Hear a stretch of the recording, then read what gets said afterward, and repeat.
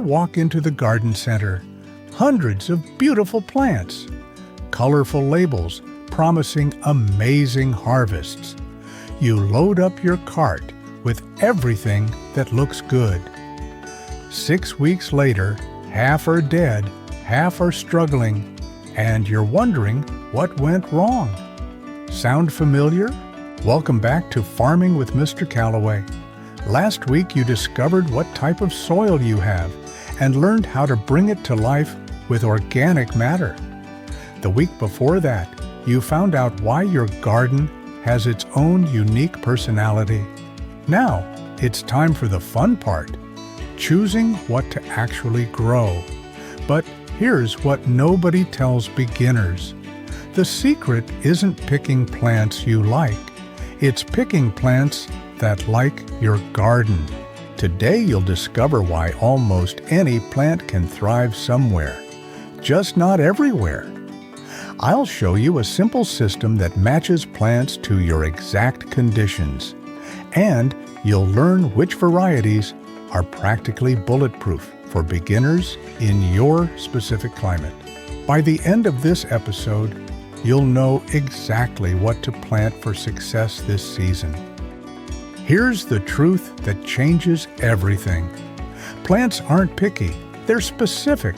A cactus doesn't hate water, it evolved for places without much. A fern doesn't hate sun, it adapted to forest floors. When you understand this, choosing plants becomes simple. You're not looking for tough plants, you're looking for plants that think your garden is home. Think of it like this. You wouldn't wear a winter coat in July in Phoenix or shorts in January in Stockholm. Plants have comfort zones too. Respect those zones, and gardening becomes almost automatic. Fight them, and you'll struggle forever, no matter how much you water or fertilize.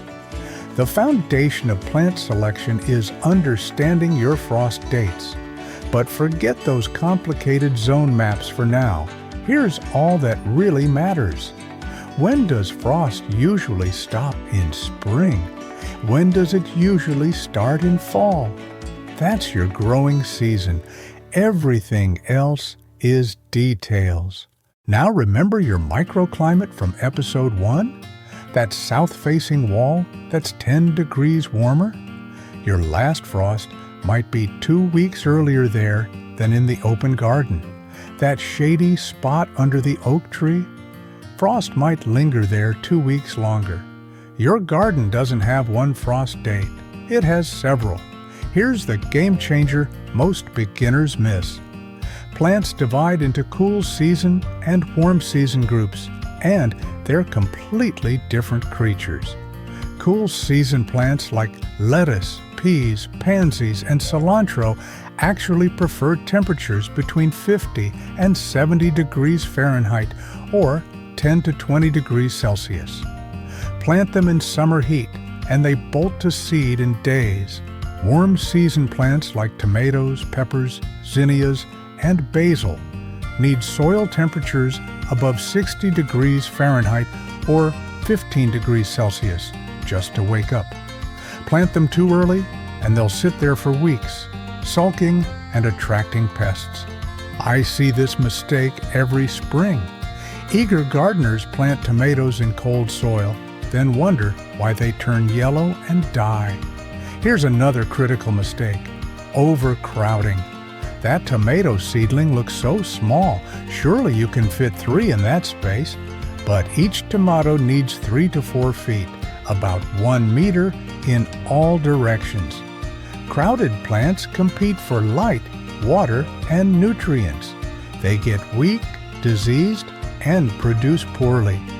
Give plants the space they need, even if your garden looks empty at first. Let me tell you how to match plants to your specific spots. Remember mapping your garden in episode 1? Time to use that knowledge. That blazing hot area by the driveway where everything fries? Perfect for Mediterranean herbs like rosemary, lavender, and thyme.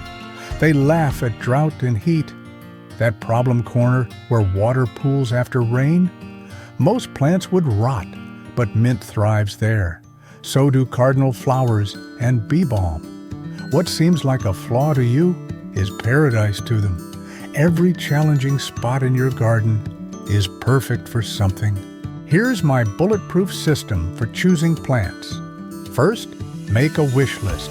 Write down everything you'd love to grow, vegetables you eat, flowers that make you smile, herbs you cook with. Dream big. This is the fun part. Next, research each plant's basic needs. Full sun means 6 to 8 hours of direct sunlight. Partial shade means 3 to 6 hours. Full shade means less than 3 hours. Also, check if they're cool or warm season and how much space they need. This information is free online and takes minutes to find. Now here's the magic. Compare your wish list to your garden map. Match plants to the spots that meet their needs. Sun lovers in sunny spots, shade plants under trees, water lovers in low areas. Suddenly, plant selection isn't guesswork, it's logic. Start small your first year. I know you want to grow everything, but here's the truth. 5 plants thriving beats 50 plants struggling. Pick 3 to 5 sure winners that match your conditions perfectly. Success builds confidence and knowledge for expansion next year. Let me give you some nearly bulletproof plants for different conditions. For sunny spots with decent soil, cherry tomatoes are incredibly forgiving. They produce even with some neglect. Bush beans grow fast and don't need support. Marigolds bloom continuously and repel pests. Sunflowers bring joy and are impossible to kill. Basil thrives in heat and tells you when it needs water by drooping slightly. For partial shade, lettuce actually prefers protection from afternoon sun. It stays sweeter and doesn't bolt as quickly. Hostas come in hundreds of varieties and thrive in shade worldwide. Parsley grows better with some shade in hot climates. Fuchsias hang beautifully in baskets, blooming in shade where sun lovers fail. For hot, dry areas that seem impossible, sedum varieties are practically indestructible. Lavender fills the air with fragrance while thriving on neglect. Black-eyed Susans spread cheerfully with zero irrigation once established. Ornamental grasses add movement and texture while laughing at drought. These plants don't just survive neglect, they prefer it. For wet spots, mint spreads happily in moist soil. Just contain it unless you want a mint farm. Astilbe produces feathery plumes in colors from white to deep red. Forget-me-nots create carpets of blue in damp shade. Irises love wet feet and reward you with spectacular blooms.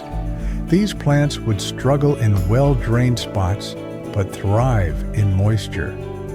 Here's what many beginners don't realize. Look around your immediate area, not just your neighborhood, but your specific conditions. What's thriving in gardens with similar sun, soil, and moisture to yours? If your neighbor's garden sits on heavy clay in a valley while you're on sandy soil uphill, you're in completely different worlds. Their successes won't necessarily be yours. Instead, find gardens that match your situation. Sandy soil like yours, rocky slopes, wet bottomland, those are your teachers. If every garden with conditions like yours has certain plants thriving, that's valuable information. If roses struggle in every garden that matches your microclimate, maybe save them for later when you have more experience. Native plants are especially reliable. They evolved for your exact rainfall, soil, and temperatures. They support local butterflies and birds. They're usually disease-resistant. Check with your local native plant society for recommendations. These aren't exotic or boring. Native plants include stunning flowers, productive shrubs, even fruit trees. Now let's talk about failure, because you will kill plants. I've killed hundreds, maybe thousands. But here's the secret. Each dead plant teaches you something. Too much water? Leaves turn yellow from the bottom up. Not enough water? Leaves get crispy from the edges in. Wrong spot? The plant grows tall and leggy searching for light, or stays stunted if there's too much sun. This isn't failure, it's education. The best gardeners aren't the ones who never kill plants. They're the ones who learn why plants died and try something different next time. Keep notes. What worked? What didn't? Where? When? This becomes your personal growing guide. Here's another mistake to avoid. Planting at the wrong depth. Seeds have specific depth requirements, usually printed right on the packet. Too deep, and they rot before sprouting. Too shallow, and they dry out. The general rule is plant seeds twice as deep as their diameter. Tiny lettuce seeds barely get covered. Big bean seeds go an inch deep. With transplants, match the soil level to what's in the pot. Don't bury the stem deeper thinking it helps. Most plants rot when planted too deep. Tomatoes are the exception. They grow roots from buried stems. But that's unusual.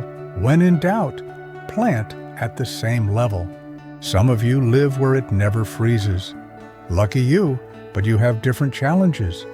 Year-round growing means year-round pests. Summer heat might be your limiting factor, not winter cold. You might grow lettuce in winter and take summers off. That's perfectly fine. Work with your climate, not against it. Others face brutal winters. Your growing season might be just 4 months, but those 4 months can be incredibly productive with the right varieties. Look for terms like early, short season, or cold tolerant. Many vegetables have been bred specifically for short seasons. You can grow amazing gardens in Minnesota or Moscow. Remember, almost everything grows well somewhere. Tropical plants thrive in Miami, but need greenhouses in Maine. Alpine plants flourish in Colorado, but melt in Houston. There's no such thing as a brown thumb, just wrong plant choices for your conditions. Your assignment this week builds on everything we've learned. Take your garden map from episode 1. Take your soil test results from episode 2. Now make 2 lists. List 1 is everything you'd love to grow. List 2 is what actually matches your conditions. Where these lists overlap, that's your starting point. Pick 3 to 5 plants from that overlap for your first season. Research their specific spacing and timing. Mark on your calendar when to start seeds or buy transplants based on your frost dates. You're not just dreaming about a garden anymore. You're planning one that will actually succeed. Next episode, we dive into seed starting, the most magical and economical part of gardening. You'll learn exactly when and how to start seeds indoors, what equipment you actually need versus marketing hype, and how to grow dozens of plants from a $2 seed packet.